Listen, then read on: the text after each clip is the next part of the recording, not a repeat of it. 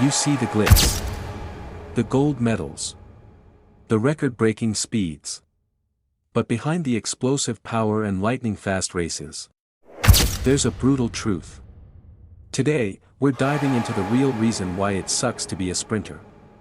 And it's not just about the pressure to be fast. Sprinters train for years to run a race that's over in under 10 seconds.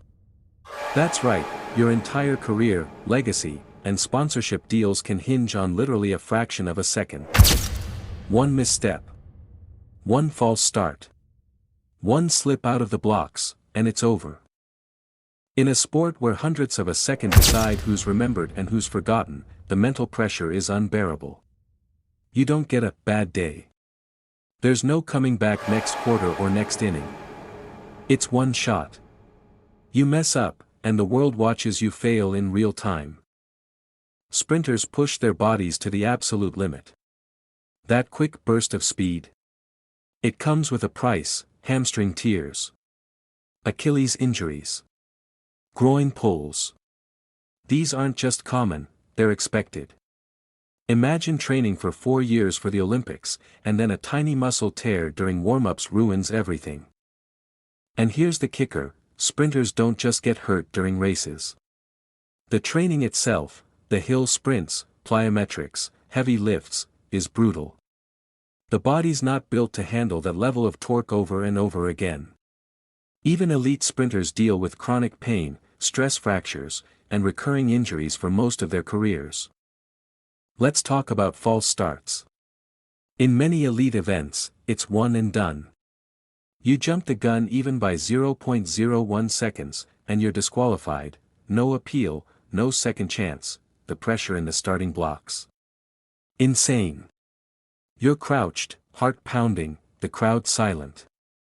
And one twitch of a finger could cost you a championship. And let's not forget baton drops in relays. You could run the race of your life, but if your teammate fumbles the pass, everyone loses. It's a high-stakes game of perfection. With zero forgiveness. Unless your name is Usain Bolt, chances are the average person doesn't know you exist. Even if you're top 10 in the world, sprinters outside the Olympic spotlight get minimal media coverage. No million-dollar shoe deals, no major brand endorsements, no ESPN highlight reels unless you're breaking a world record. Meanwhile, athletes in other sports can have average seasons and still rake in endorsements and fame.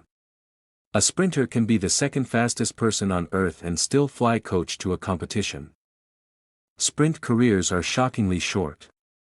Most sprinters peak in their mid-20s and start declining by their early 30s, sometimes even earlier due to injuries. That's not a lot of time to build wealth, gain fame, or establish a long-term career. And after retirement? There are very few coaching jobs, sponsorships, or media gigs waiting, unless you were a world champ. It's a sport that chews you up, spits you out, and then moves on to the next young talent. No loyalty. No guarantees. Combine all this: injuries, pressure, lack of recognition, short careers, and you've got a recipe for mental burnout.